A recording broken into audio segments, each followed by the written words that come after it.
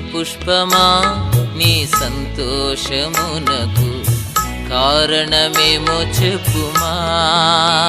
నన్ను చేసినవాడు, అందమిచ్చినవాడు, నాకు ఏమి కావాలో ఆయనే చూసుకుంటాడు. నన్ను చేసినవాడు, అందమిచ్చినవాడు, నాకు ఏమి కావాలో ఆయనే చూసుకుంటాడు. రేపటిని గూర్చి నాకు దిగులు లేదుగా, సృష్టికర్తను స్తుతించుటే నా పనిగా. రేపటిని గూర్చి నాకు దిగులు లేదుగా, సృష్టికర్తను స్తుతించుటే నా పనిగా.